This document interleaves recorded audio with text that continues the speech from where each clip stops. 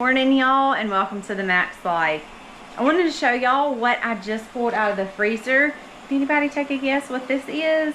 And just in case you're interested and you didn't guess right, this is lard. Now I pulled this out of the freezer because tomorrow, once it's fully defrosted or almost fully defrosted, I will start cutting this up into chunks, putting it over in my crock pot on like a medium high. I will render all this lard down and it will go in jars. I'm gonna bring y'all along with me as I do that. It is fairly simple. It's just a little time consuming.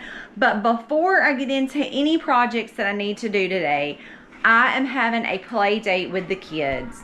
I feel like with such a busy time of year, and I don't get to do it honestly as often as I would like, that sometimes we just have to stop and we have to prioritize the things that are the most important. And for me, that is my kids. So today we are having a Play-Doh day. We're having a painting and drawing day, and we're also going to sit down and put some Legos together, which is always a lot of fun. Mommy, a Play-Doh. Mommy. What? A Play-Doh. Are you gonna make me something? Yeah.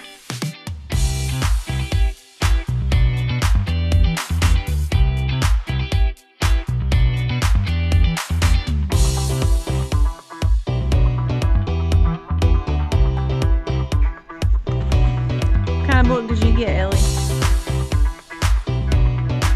But you like to draw, don't you? Can I color in your book with you? Oh, you want me to help you color your page? Okay.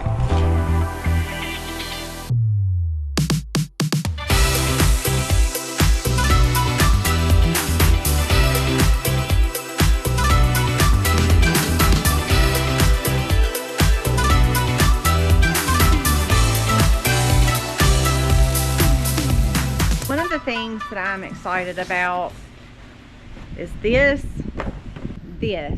This is a boot company that I have used for a really long time. I actually have several old boots. Here is one pair of my old boots that I have just about worn out. They still have plenty of wear in them. I also have a little bit different version. Now I have worn these are my oldest ones, and as you can see, I have worn the dog stew out of these boots. They are my oldest boots. They're probably 3 or 4 years old now, maybe 3 years old. Super comfortable. So I have two tall pair that I've had for a really long time. And Colby even has some of the men's boots. And again, these are everyday boots that we wear out on the farm to do our chores. So every couple of years, we like to get new boots. My kids even will slip our boots on and wear our boots all over the farm too. Comfort is a big thing for me. Now, I have not actually tried these short ones on yet, but we are entering in a wet season with wet winters and spring as well. We get a lot of rain, so it would be good to have these on hand. These are 100% waterproof, and in my opinion, this tall boot just really helps keep my leg warm, and you cannot ask for a more comfortable boot. If you decide to get Hisea Boots, which is the company that I just showed you, that I've had their boots for several years and I've always been super satisfied. I'm also going to be posting a link down in the description. If you don't know what I mean by the description, if you look under my video, there's a little upside down triangle that is on iPhones. You can click on that and it will drop you down a whole bunch of information. I just couldn't let the day go because what are we going to do, buddy? We're going to get the eggs. We're going to get the eggs.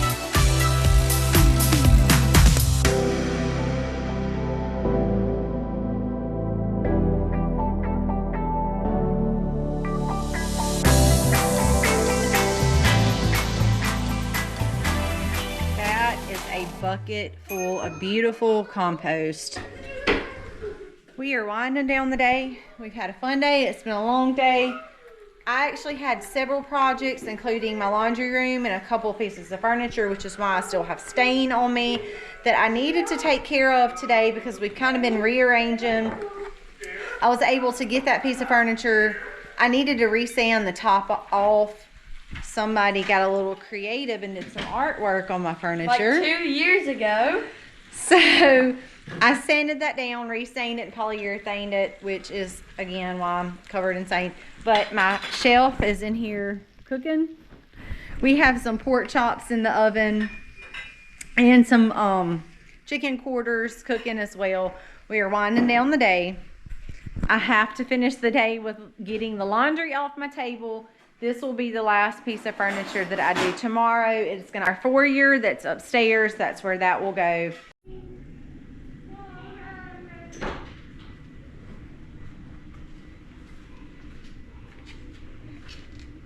No, it is always busy on the farmhouse. I had 3 humongous 3.5 gallons, y'all, 3.5 gallon bags of lard. I have 2 of those on. So right now I have 7 gallons of lard on. Here is one of my pots. That is not potatoes, y'all. That is lard that I have in here. This is one of the crock pots, and you can see that it is rendering down. I have this thing set on low.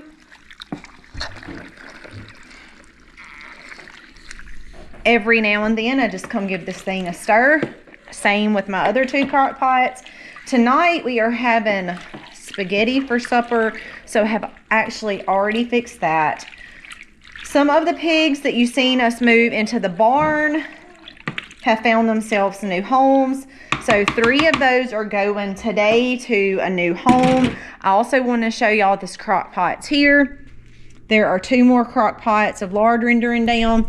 Then I have what's called the leaf lard, which is a cleaner lard. It's not as strong of a pork taste in your lard. Those are the best for like pastries and stuff like that, to where this lard right here are mostly used for frying. You can see I have some right there on my shelf. Anytime we kill off American guinea hog, we always render down that lard because it is another fat source for us to be able to use and cook. And since we're in milking season, yes, we are in milking season, and you're gonna notice this bright yellow color. That's what's called colostrum. And that was one of the first things I checked our little calf for after he was born. When they poop, their poop for the first couple of days literally is pure yellow until Josie's milk comes in, and her milk is not in yet. This is the extra milk that we pump off of her just for those first couple of days. Then when her milk comes in, of course, her supply will be up. The calf will be taken, and we will be taken, and we will be making sure that she is getting plenty to eat. She has plenty of water available to help her stay healthy. Now, what I plan to do with this colostrum, we don't actually drink it. Right now, I'm just downsizing so we won't have so many little jars in our refrigerator. So I'm just pouring it over into our 3-gallon jar, which she will eventually, when her milk comes in, fill this. She will give us between 1.5 gallons and 2 gallons a day. But I'm just kind of putting this together in this jar to get a bunch of little jars out of the refrigerator. Now, this is what I was going to tell y'all I was going to do. So that colostrum that you see right there and that cream is very, very healthy. Now, we don't want to drink her colostrum just straight up. But my plan, and I've never been able to do this before, but my plan is I'm going to skim that off, put it in my freeze dryer, and make capsules out of it. Very, very healthy mom's first milk. When our immunity gets down, when we need a boost, we will take a couple of capsules. I'll also put some in powdered form in a jar over to the side to add it in smoothies and stuff like that. You know, in the past, anytime we've gotten colostrum off of our mama milk cows, it has been to put up in the freezer for a piglet or a calf that we had any kind of trouble with. In the past, we have had to pull that out of the freezer before and use it. But we have a couple of more mamas that are going to be delivering, so we will follow suit and do the same thing with them. Really just taking off their colostrum and utilizing that in places where we needed it on the farm. Like, we have any trouble with piglets or calves, we can do that. Get it right out of the freezer. If we need to put it in a syringe or a bowl or whatever to get it down whatever animal needs it at that time. But this go around, I really felt like it would be wise to put some up for ourselves, just because I have never done that. So that is my goal with this, is to freeze dry this. I am going to put some in capsules, and I'm going to put some in a glass jar and just leave it in powdered form. And as I mentioned, when her milk comes in, of course, we will begin to get more milk. First day we milked, she gave us a quart. The second day, so this is her second day after she's had the baby, she gave us a quart and a little bit more, about a quart and a half. But we are just waiting for her to get past this colostrum stage, for her milk to fully come in, and then we will start to get a gallon to a gallon and a half-ish. That's pretty much with us calf sharing right now. Once we separate the calf at about a week or two, just for a period of time through the night, we'll go out really late at night, let the calf stay on its side of the field, take the mama to the other side of the field. That's just so the baby won't suck the mama dry all night long. We can get some milk during the day, in the morning. Usually, like I said, between a gallon and a half. We put mama back with baby. He is with her all day, late into the evening. At night, we go back out and repeat the same process. Usually, depending on how mama and calf is doing, kind of tells us, hey, at week 1 we can go ahead and start separating. Sometimes we wait 2 weeks, sometimes we wait further on out. Really, it just depends on the calf, how well the calf's growing off, when we've seen the calf start passing mama's colostrum and his stool, how mama is doing. So there's a lot of factors that go into that and are considering when to go ahead and separate those. But right now everything is looking good, so we will evaluate that in 1 week and see where we're going to go from there. The guys are outside getting some firewood, because I know if y'all live in any part of the United States like we do, the temperatures are dropping. Are you freezing? Yeah, it's cold. So Aiden and Jennings have been putting up firewood. Libby, you've had a bath, get back inside. So they're starting to put our firewood up. Colby's already told me I got to take my stockings down and stuff off the metal because it is going to be so cold, and he is ready to light a fire. I like fires, however, keeping the fireplace maintained is like a big chore, but you know, it is what it is. It does help keep the energy bill down a little bit just by having the fire inside.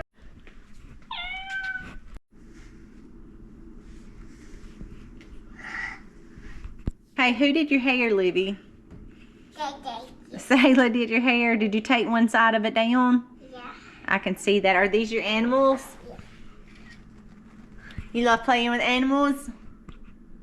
Libby, you love playing with animals? Yeah. Are they your favorite? Yeah. Are you taking pictures? Girl. Tonight for supper is spaghetti. Always make my spaghetti from scratch. I did not make my pasta from scratch tonight because I am back at it again. Y'all, I might need therapy for making divinity. I made divinity again, and it turned out perfect. So my money is on saying that I still would not consider myself a professional divinity maker, but I have definitely got the hang of it, and I'm really excited about that because I have worked for a really long time trying to learn the skill of divinity, and it really is a skill learning exactly when you need to take your syrup up and exactly when you need to stop beating.